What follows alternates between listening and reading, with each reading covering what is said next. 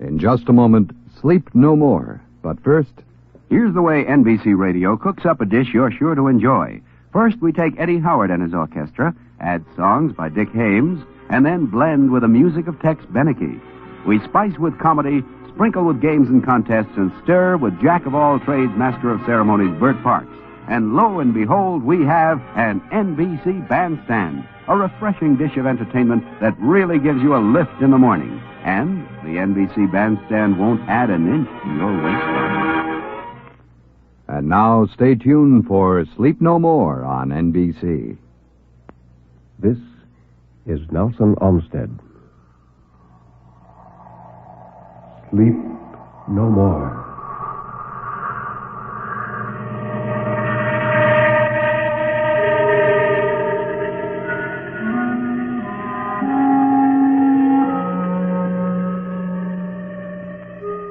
Sleep no more.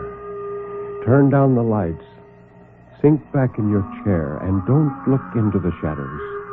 In the shadows, there may be moving things. Tonight, it may be you will sleep no more.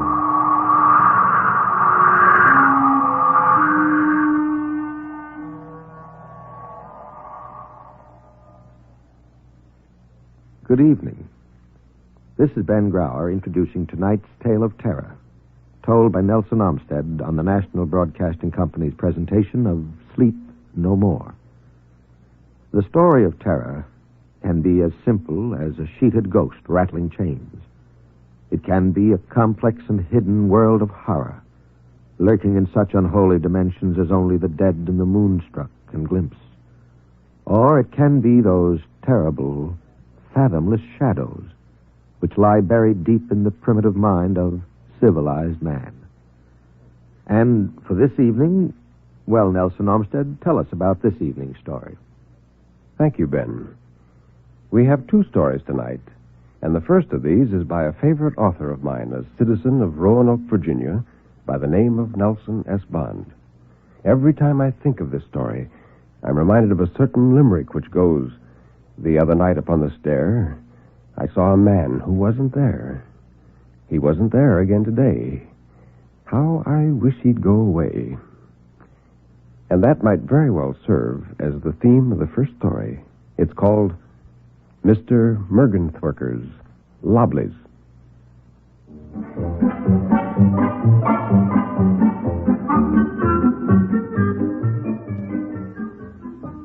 The faint tap on the door of my office gave me a chance to get my feet off the desk before I shouted, "Come in!" The door swung open hesitantly, and I saw him. "Yeah?" I said. He stood there, blinking at me apologetically. Tiny man, hardly more than 5'1", maybe 2, with sand-colored hair and eyes. His clothing was plain but neat, and he was nervous, and he said, Are you the man who takes the news?" "Who? Me? Oh, certainly. I'm the whole darn newspaper. I write the front page, lay out the ads, draw the cartoons, dig up the dirt, and sell the papers on the street. What do you want, anyway?" Why, I just wanted to tell you there's going to be a murder this afternoon. "Well, nice going, Mr. Mergenthwurker. Henry Mergenthwurker." Nice going, Mr. Mergenthwurker. You socked it right in the button that time. There is going to be a nice little murder this afternoon. A classic case with all the trimmings. I'm just writing the headlines now. D.A. slays maiden. Oh, no, not the district attorney. Nothing like that. It's the girl up in the Bronx, a secretary named Hazel Johnson. She's going to be killed with a hammer. What's the gag? You know the girl? Me? No, never saw her in my life. Then how do you know about the murder? They told me. He gestured vaguely toward the door with one hand. They? Who? My loblies. The big one's name is Japheth. The little one's named after me. They tell me everything. Now, wait a minute, buddy. Are you trying to tell me there's somebody in this room besides you and me? Oh, don't tell me you can't see them. So few people can. It's all because they will change color. If only they'd stay put. But no, they're forever... Listen, Mr. Watsits, I got things to do, but worrying about your DTs isn't one of them. Now, scram! I pushed him, indignantly protesting, through the door. It wasn't 10 minutes later, the boss shoved open his door and let out a blast to high heaven. Holy Gartrell! Get McGuire and light out for the Bronx! There's a hammer killing up there! A gal named Johnson! Hazel Johnson!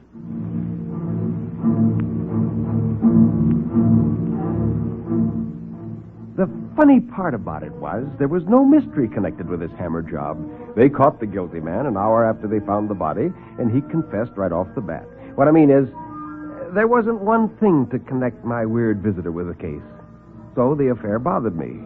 I looked up the name mergenthwurker in the telephone book and the city directory, but it wasn't in either one of them. I don't know just what I would have done if it had been. After all, you can't go to the Bobbies and say, look here, a guy named mergenthwurker has 2 green familiars who told him there was going to be a murder. So I puzzled over the thing for a week or so, and then it gradually dropped out of my mind and might never have occurred to me again if I hadn't dropped into Tony's joint one night for a drink. Now, the back room is a dimly lit little hole with only about 4 tables, and as I entered, I saw this mergenthwurker sitting at the best table with a beer glass before him. The places on his left and right had beer glasses, too, but no one was sitting there. The sandy little man looked up as I entered. Oh, hello. Won't you join us? Oh, not there. Oh, you sit on Henry. I took the chair across from him. It's so dark in here, I guess you didn't see Henry, did you? No, I didn't.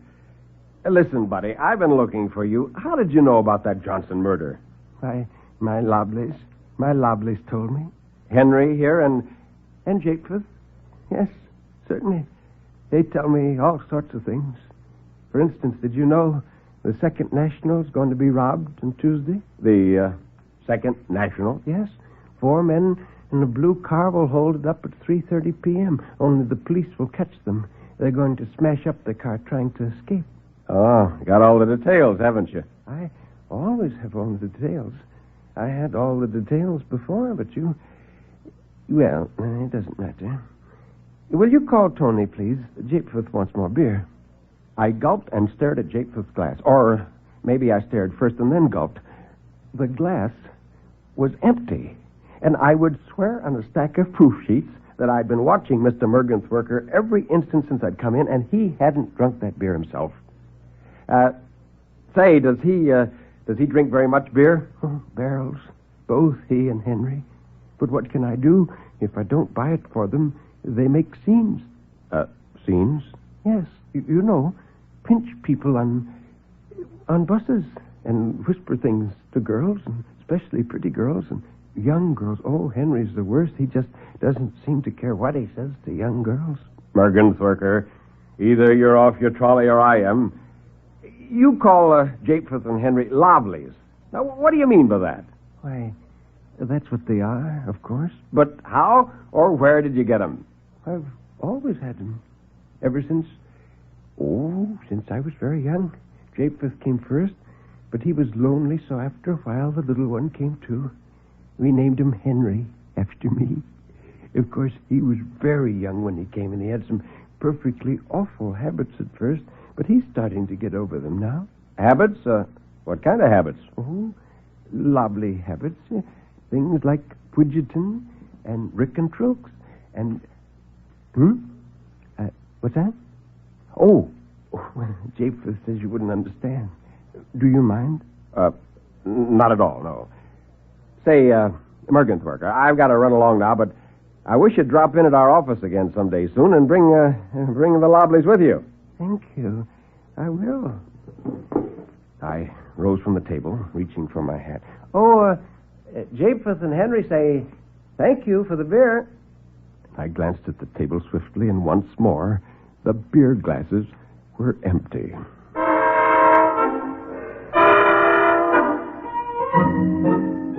At 3 o'clock the next afternoon, I hoped up a phony excuse to plant 2 of the boys and a cameraman in the Second National Bank. At 3:30 on the dot, a blue sedan drew up. 4 men stepped out, whisked briskly into the bank, covered the joint with a Tommy gun, scooped up the gravy, and moved along. At 3:57, their car, closely followed by my 3 men and the police, clipped an elevated post on 6th. And at 4:10, my sheet pulled the first beat this burg had seen in the past 6 years, a complete pictorial account of the Second National Robbery. I had just finished receiving the boss's congratulations, without a bonus, of course, when mergenthwurker came in. He was beaming delightedly. So, he said triumphantly. So, I agreed slowly. You were right. I don't know how or why, but you were. Oh, it's my loblies. They know everything. Man, with Japheth and Henry to help you, you could be the richest guy this side of Hades. Do they know the result of horse races and lotteries and football games? Well, I suppose so. I never stopped to think. Why, my goodness, I couldn't I? Well, it looks as if. Here, won't you and the boys sit down? Oh, no. Oh, my. Well, I never even thought of using Henry and Japheth to... Oh, will you come across the street and have a drink with us and talk it over? Well, why not? I said. When we reached the street, he grabbed my arm and helped me back. Let them go ahead, he whispered. Perhaps they wouldn't exactly like it if they knew I was planning to use them like that. I'll have to break it sort of gently and see what they think. I wouldn't want to... no, Henry! Henry! Suddenly he left me and darted into the middle of the street in front of a huge truck, arms outthrust before him as though to push some slighter body out of danger. A horn growled, brakes squealed viciously, somewhere a big whistle shrilled, and the pattering of many voices tightened into a murmuring knot in the center of the street. Numbed with fear, I elbowed my way through the crowd. Mergenthwurker, his body grotesquely twisted, lay crumpled on the asphalt. I leaned over him and lifted his head in my arm. His eyes fluttered open and he recognized me. Henry, is he all right? There. Yes, I thought so. Then he is safe. Now, you just take it easy, Guy. There'll be an ambulance here directly. For me? Oh, no, I can't die. Japheth, Henry, what will they do without me? My lovelies, my lovely, beautiful lovelies. Nobody to talk with, nobody to buy them beer. And Henry is so young. Listen, they'll be all right. Now, I'll take care of them. Thank you. Thank you very much, said Mr. Mergenthwurker.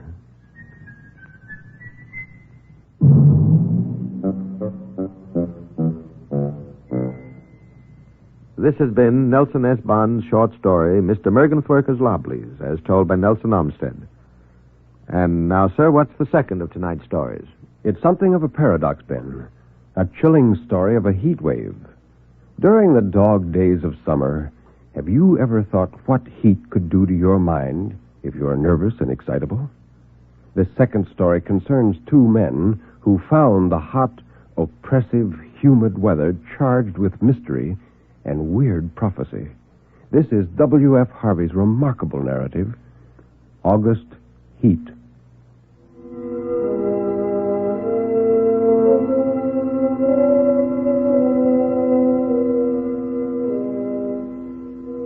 Fenistone Road, Clapham, August 14th.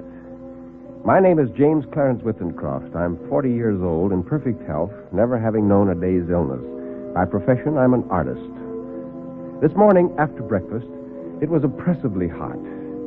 And I'd just made up my mind that the coolest and most comfortable place in the neighborhood would be the deep end of the public swimming bath when the idea came, and I began to draw. The final result for a hurried sketch was, I felt sure, the best thing I had done. It showed a criminal in the dock immediately after the judge had pronounced sentence. The man in the picture was fat, enormously fat. I rolled up my sketch and, without quite knowing why, placed it in my pocket. And then, with the rare sense of happiness which the knowledge of a good thing well done gives, I left the house. I believe that I set out with the idea of calling upon Trenton, for I remember walking along Lytton Street and turning to the right along Gilchrist Road at the bottom of the hill where the men were at work in the new tram lines. From there onwards, I have only the vaguest recollections of where I went. The one thing of which I was fully conscious was the awful heat that came up from the dusty asphalt pavement as an almost palpable wave. I longed for the thunder promised by the great banks of copper-colored cloud that hung low over the western sky. I must have walked 5 or 6 miles when a small boy roused me from my reverie by asking the time. It was 20 minutes to 7. When he left me, I began to take stock of my bearings. I found myself standing before a gate that led into a yard bordered by a strip of thirsty earth, where there were flowers, purple stock and scarlet geraniums. Above the entrance was a board with the inscription, Charles Atkinson, Monumental Mason, Worker in English and Italian Marbles. From the yard itself came a cheery whistle and the noise of hammer blows and the cold sound of steel meeting stone. A sudden impulse made me enter. A man was busy at work on a slab of curiously veined marble. He looked up as he heard my steps and stopped short. Why, it was the man I had been drawing, whose portrait lay in my pocket. He sat there, huge and elephantine, the sweat pouring from his scalp, which he wiped with a red silk handkerchief. But though the face was the same, the expression was absolutely different. He greeted me, smiling, as if we were old friends, and he shook my hand. And I apologized for my intrusion, and I said, "Everything is hot and glary outside. This seems like an oasis in the wilderness." And he replied, "Well, I don't know about the oasis, but it certainly is hot. Oh, there's blazes. Take a seat, sir." And he pointed to the end of the gravestone on which he was at work. And I sat down and I said, "That's a beautiful piece of stone you've got hold of." And he shook his head. "Now, in a way it is. Well, the surface here is as fine as anything you could wish, but there's a big flaw at the back there. I don't expect you'd ever notice it. I could never make a really good job of a bit of marble like that. It would be all right in the summer like this. Wouldn't mind the blasted heat. But wait till the winter comes. There's nothing quite like the frost to find out the weak points in stone." "Well, then, what's it for?" "Well, you'd hardly believe me if I was to tell you it's for an exhibition. But it's the truth. Artists have exhibitions, so do grocers and butchers. We have them, too. All the latest little things in headstones, what, say?" He resumed his work. We went on to talk of marbles and which sort best withstood wind and rain and which were easiest to work, and then of his garden and of a new sort of carnation he'd bought. At the end of every minute he would drop his tools, wipe his shining head, and curse the heat. I said little, for I felt uneasy. There was something unnatural, uncanny meeting this man. I tried at first to persuade myself that I had seen him before, that his face, unknown to me, had found a place in some out-of-the-way corner of my memory. But I knew I was practicing little more than a plausible piece of self-deception. Mr. Atkinson finished his work, spat on the ground, and got up with a sigh of relief. Well, now what do you think of that?" He said with an air of evident pride. The inscription, which I read for the first time, was this: "Sacred to the memory of James Clarence Withencroft, born January 18th, 1902. He passed away very suddenly on August 14th, 1942. In the midst of life, we are in death." For some time I sat in silence, and then a cold shudder ran down my spine, and I asked him where he'd seen that name. "Oh, well, I didn't say it anywhere. I wanted some name, and I put down the first one that come to my head. Why do you want to know?" It's a strange coincidence, but the name happens to be mine. And the dates? Well, I can only answer for my birth date, and that's correct. But according to your stone, I will die today, August the 14th. Now, what about that? Well, it's a rum go. But he obviously knew less than I did. I told him of my morning's work. I took the sketch from my pocket and showed it to him. He looked at the picture of himself being sentenced in court, and then he said, "Oh, and it was only the day before yesterday that I told Maria there was no such things as ghosts." Well, neither of us had seen a ghost, but I knew what he meant. "You probably heard my name," I said. "And you must have seen me somewhere and have forgotten it. Were you at Clacton-on-Sea last July?" I had never been to Clacton in my life. We were silent for some time. We were both looking at the same thing, the two dates in the gravestone, and one was right. We resumed our conversation at the point we'd left off. "You must excuse my asking," I said, "but since my picture of you shows you being sentenced in court, do you know of anything you've done for which you could be put on trial?" And he shook his head. "Well, I'm not bankrupt. Business is prosperous enough. Oh, well, 3 years ago, I bribed the gravedigger with a turkey at Christmas. But that's all I can think of. He got up, fetched the can from the porch, and began to water the flowers. Twice a day, regular in hot weather. And then the heat sometimes gets the better of the delicate ones. And ferns, good Lord, they'd never stand it. I'll say, where do you live? I told him my address. It would take an hour's quick walk to get there. And I said, why? Well, now it's like this. We'll look at the matter straight. If you go home tonight, you take your chance of accidents. A cart may run over you. There's always banana skins and orange peels, to say nothing of fallen ladders. Now, the best thing we can do is for you to stay here till it's 12 o'clock. We'll go upstairs and smoke. It may be cooler inside. To my surprise, I agreed.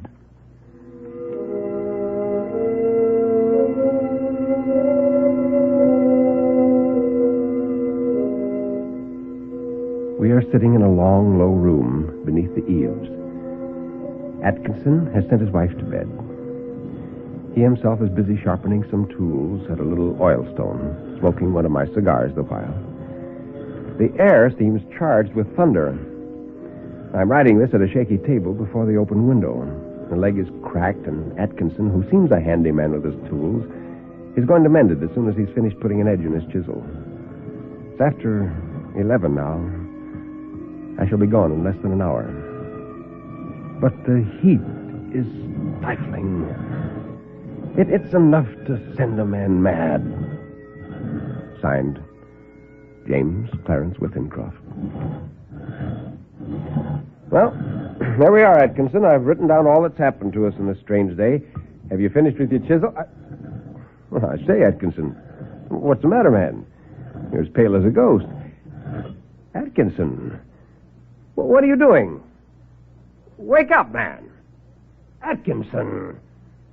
Atkinson! Atkinson, what have you done?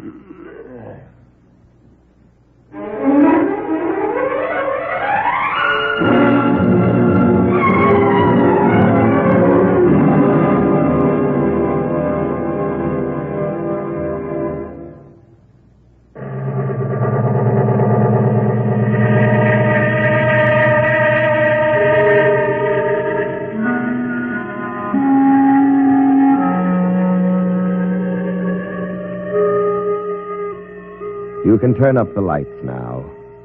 You can look around you. Nobody is there, really.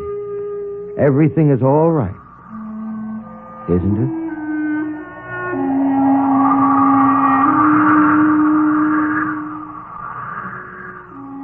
Step over here, Nelson Armstead, and tell us about next week's story. Next week, Ben, we again have two stories. This time, both are by the same author, Michael Fessier. They are called Over the Hill and The Man in the Black Hat. I know you'll enjoy them.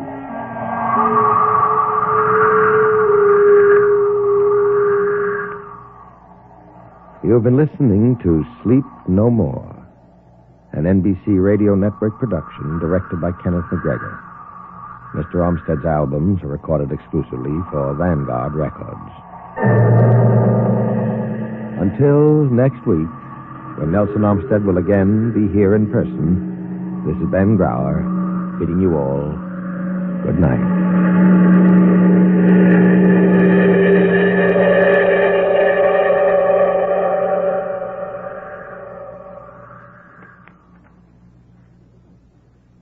Hear Bert Parks and Dick Ames live weekday mornings on NBC Bandstand.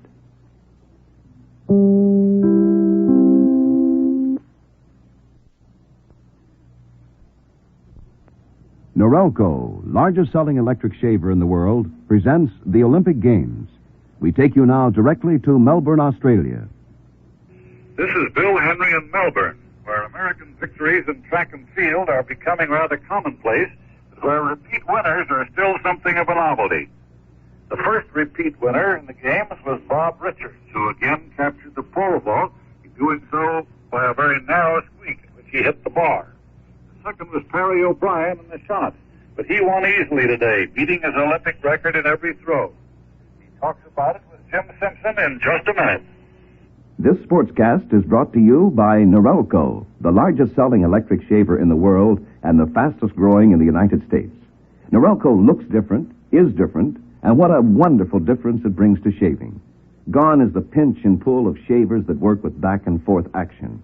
Norelco operates with rotary blades that stroke off whiskers with the continuous action of a barber's blade. You get a cool, close shave without skin irritation or burn, and no break-in period is necessary. You've read about Norelco in leading magazines. Now, see it at your dealers and ask him about the 15-day free home trial. Once you try one, you'll buy one, and you'll have the most comfortable shave you ever had in your life. Only $24.95. The ideal gift to give, the perfect gift to get. Norelco. Perry O'Brien, you've become the second American repeat winner in Olympic Games. How do you feel about today's shot-putting effort? Well, Jim, I feel very good about winning.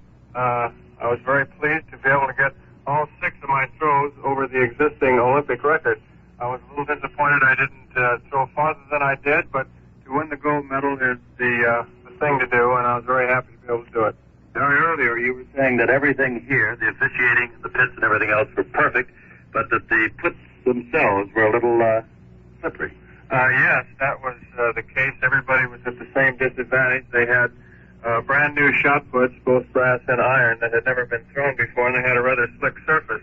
And along with the moisture that comes from landing on the grass, they became a little slippery for most of us, so it took us a while to get used to these shots and to really get under them, so to speak. But all's well that ends well. We finally got onto it, and everybody was pleased with our performance.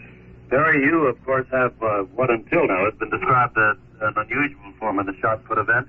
Have you found that other people are adopting your form? Yes, Jim. I've found that most of the Americans now have surpassed 60 feet or are throwing thereabouts are employing this new backward method of shot putting. And I found some of the Europeans, some of the good ones, have come across and used this form. And I think within the next 5 years, this form that I have inaugurated will be in pretty standard practice. It'll be what is called orthodox now. It was a little unorthodox a few years back, but I think it'll be accepted as the correct type in a few years. What about the Russians? Have their coaches and some of their athletes asked you about this form? Yes, I remember in 1952 in Helsinki they had cameras on every movement that I made while training, and the same was true this year.